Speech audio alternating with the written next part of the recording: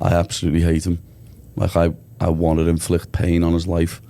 You know what I mean? I'd like that fight to go 4 minutes, 50 seconds into the 5th round, and I've landed 907 elbows, and I've disfigured his face. You know what I mean? I don't want a quick knockout. I want to put him through pain. Yeah.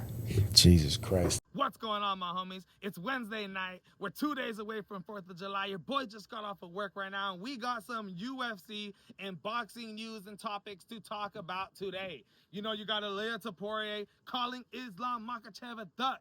I am going to be showing you guys that video right now, and also going to be showing you guys clips of Paddy the Pimblett and Eric Nixon talking about their game plan and what it takes, and leg kicks, what it takes to be able to beat a guy like Ilia Topuria, and why Charles is so dumb for what he did going into that fight, my friends. But that's not it for boxing. We're going to be talking about Floyd Schofield and his dad in the morning on a podcast, talking about Shakur Stevenson being an easier fight than Gervonta Tank Davis. He basically was saying that he can do anything with Shakur Stevenson. In that fight, it don't matter what it's going to be. You had his dad breaking down technically. He was saying, hey, 3 feet this, 3 feet that. Technically, how Shakur Stevenson had no absolute chance against the style that Floyd Schofield possesses, my friends. Dude, the confidence of Floyd Schofield is absolutely insane, but I love it. The hairline of his dad, the confidence that he has with that, the guys, I fucking love it, dude. It's tight as fuck, man. But let's get into this, you guys. Let's start out with some UFC.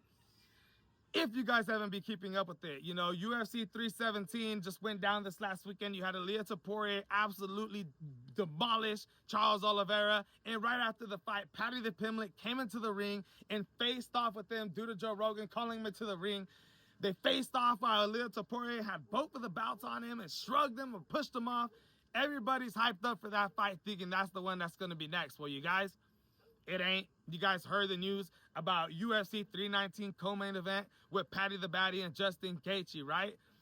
But I got a couple clips to show you guys right now first of Topuria talking about how what he wants next. He doesn't even want Paddy the Pimblett as of now.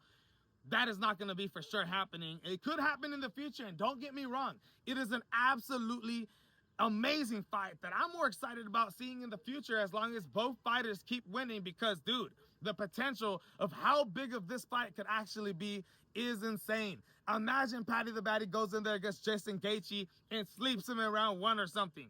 Topuria is going to be watching it, but check out this video of Ilia Topuria talking about what he wants next, my friends. You like to do, Ilia? I mean, I think you're obviously the hottest guy in the promotion right now. I think Ideally, I would love to see Islam getting the title and the UFC letting me go up to 117 and getting the 3rd belt.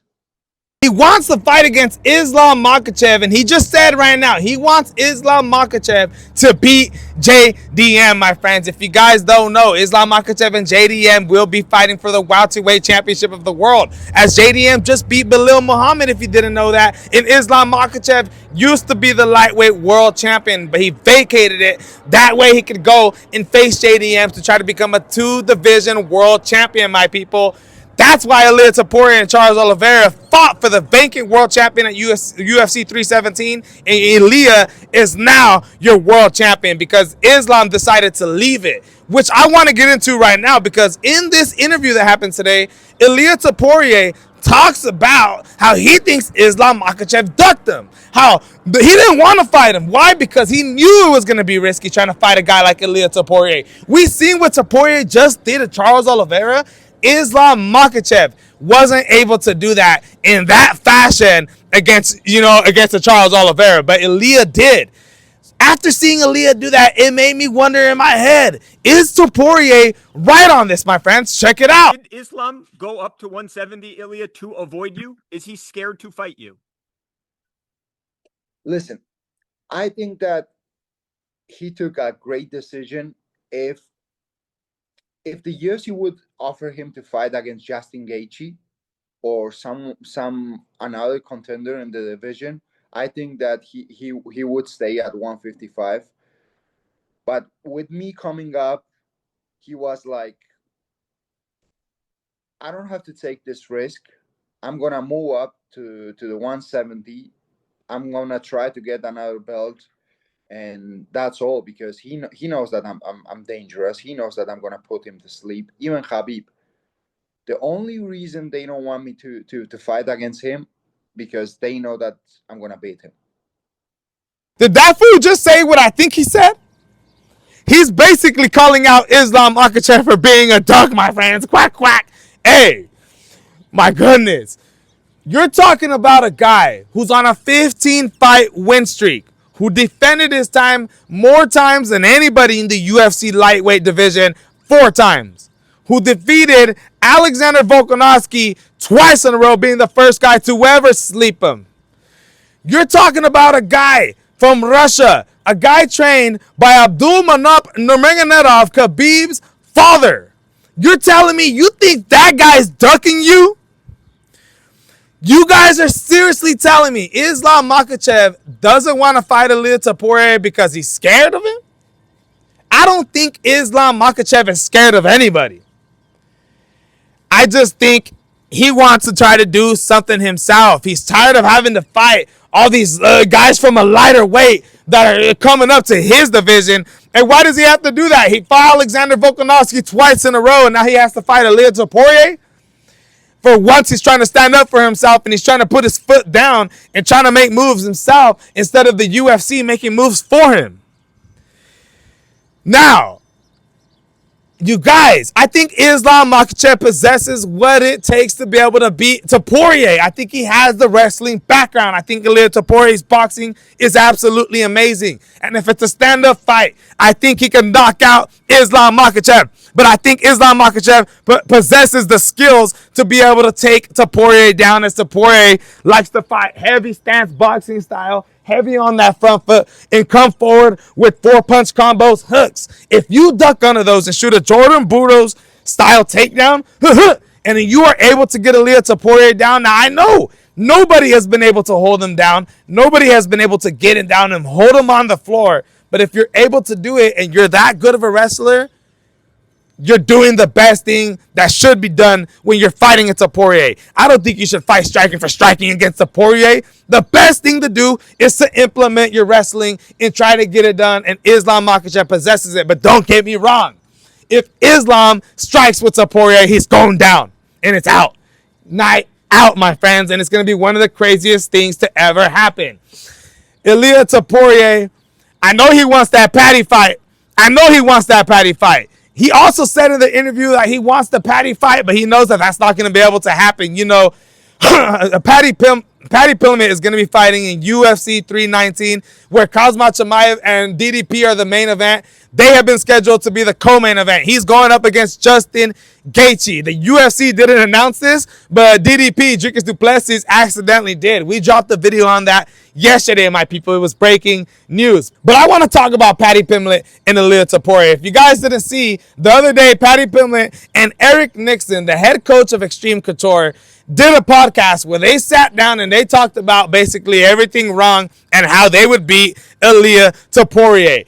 Guys, they gave the game plan out literally as they're sitting down together on YouTube. Paddy's like, first of all, he's talking crap on Charles Oliveira, saying that was one of the worst performances. I don't even know what he did. What was he thinking going into that fight? Check it out, man.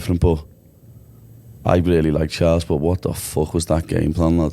You know what I mean? Stand in front of him and get punched in the face. Yeah. Dude, I don't know what. As I say, I'd love to know what their game plan was, because that was just, like, it was half embarrassing. Like, where did the cut come from as well? That's what I was thinking. Oh, yeah, I don't know. When, like, Topuria ended up on top of him, I was like, oh, Oliveira's cut. Yeah. So obviously, that would have been in his eye a little bit and easier to get it, but still, what are you doing just standing in the middle and swinging punches with him when he's a top-class boxer and he's got power? It's just, it blew my mind at how stupid he could be after, it was his 47th pro fight. Yeah. And he was going in there like an amateur. Yeah. Now, I do agree with Eric Nixon and Paddy Pimblett when it comes to these leg kicks and the game plan of using them, especially when you got the height and the length advantage that Paddy Pimblett has against Topuria. But what I don't agree with is on how easy and how confident Paddy Pimblett seems and Eric Nixon seems to think that implementing these leg kicks is going to be a piece of cake And that's what's going to change this fight. You've seen against Jai Herbert, my friends. You know, Jai Herbert caught Ilia Topuria with that high leg kick. And what happened to him? Yep. Can't shoot on him, can't get a hold of the legs. I'm telling you guys, it's a lot easier to talk about things when you're sitting in a chair than actually implementing them inside the ring, my friends. You've seen with Jai Herbert what Eric Nixon wanted to talk about. And what happened to him? You guys, go ahead and throw kicks, Paddy Pimblett. But what happens when a kicker throws a kick and he gets countered with a right hand or a left hook and gets checked for it? He's going to stop throwing that kick, my friends. I know a lot of fighters want to throw kicks against Ilia Topuria. But what happens when you expose yourself, you throw a kick, and you get countered for it? That game plan gets thrown out the way, my friends. That's the thing about Ilia Topuria, man. His boxing is so phenomenal that I feel like not even the leg kicks and a great striker would be able to take Topuria out, my friends. We need to see him took it to the ground. Let's see some of Paddy Pimblett's submission games, my friends. Now, you guys, this fight would be absolutely exciting to see. You guys know all the drama and all the history that's went down between them. If you guys don't know, back in 2022 at UFC Fight Night 204 in London, my friends, I believe it was Curtis Blades and Tom Aspinall, Paddy the Baddy, and your boy Ilia Topuria got into it at a hotel. That's when the whole hand sanitizer thing went down, because you had Ilia Topuria with his homies walking inside the hotel. They ran into Paddy Pimblett. Ilia Topuria tells them something. They start talking smack. They get into it. Ilia Topuria actually throws hooks at Paddy Pimblett. Paddy Pimblett is able to back up. He grabs a hand sanitizer bottle, picks it up, and throws it at Ilia Topuria's face. And that's where the whole hand sanitizer thing came from. Then you fast forward a little bit, a couple of months later, 2022, at the UFC 282 press conference. I believe it was Jan Blachowicz versus Magomed Ankalaev, who is your new light heavyweight champion, who just beat Alex Pereira. But at that press conference, my people, Paddy the Baddy and Ilia Topuria went at it. They absolutely stole the show. Check it out. Do it then, you little fart. You have another question? Do it. Do it then, you little pussy. What? Do it. Do it. Come on, do something then. Do something, stand up. What'll you do? You'll do nothing. You'll do nothing, you little fart. Go and sit back down. Sit back down, you little pussy. Puta. Fucking pussy. Fuck. Everything you talk. You little mushroom. You little chorizo, you fucking Spanish sausage. They both competed on that card, my friends, at UFC 282. You had Paddy Pimblett going there against Malcolm Gordon and had probably the toughest fight in his career. Arguably, I thought he lost that fight. I had money on Paddy Pimblett, and I swear to God, I thought I lost that fight, my friends. My heart was shattered, as I love Paddy Pimblett. I love the way he is. I love the confidence in him. I like the enthusiasm, what he brings to the UFC, right? And you also had Ilia Topuria, who took out Bryce Mitchell in dramatic fashion by submission in round 2. You guys, this fight was set up to be years ago, but since then, both fighters kind of went their own ways. You know, Ilia Topuria ended up getting his 3-fight win streak, becoming a double champion, knocking out Alexander Volkanovski, knocking out Max Holloway, the first guy to ever do it, and now knocking out Charles Oliveira, right? You had Paddy Pimblett, you know, get a win streak himself, absolutely demolishing Bobby King Green in a fight where people thought that Bobby King Green was going to have the superior striking. It turned out not. Bobby King Green ended up having to shoot for himself and got submitted for it. And after that, Paddy Pimblett went up against a United States wrestler, Michael Chandler, and absolutely demolished him. Knee, scissor kick, leading up to the elbows, my people. You guys, now seems like a moment where everything is starting to tie in again. You know, you had Ilia Topuria at the UFC 317 win his fight against Charles Oliveira. Paddy came into the ring. It doesn't seem like this is going to happen. Like I said, Dana White said he was never supposed to get into the ring in the first place. You got you got Paddy Pimblett, who's going to be fighting Justin Gaethje at UFC 319, my people. Hey, such breaking news when it comes to Paddy and Ilia Topuria. And not just that, You got Raul Rosas Jr., like I said, who's competing at UFC Noche, my friends. And at UFC Noche, he is going to be competing against 3 fighters. The question is, who is it going to be? It's either going to be Rob Font, Henry Cejudo, or Marlon Chito Vera. Yes, my friends, listen to this. It is. I'm going to say, wow, imagine you versus Henry. Be crazy. That'd be crazy. Mario's on this big streak. Rob, I'm going to say it's Marlon, Rob, or Henry. Yeah, could be one of those. Wow, look at that. I love it. I love it. Guys, like I said, because Dana White got distracted with Terrence Bud Crawford and Canelo Alvarez and decided to promote it, don't get me wrong, I think it's great for the sport of UFC, but because of that, UFC Noche got switched to San Antonio, Texas instead of Guadalajara, and it's not a pay-per-view fight no more.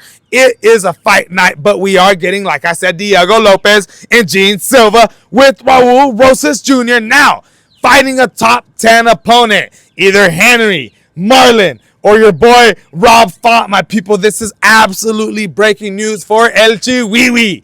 Chihuihui! You guys, the Mexican Femon, the young kid coming out here ready to face a top 10 opponent. I can't wait for that. So much news going on in the UFC, but that's not it, man.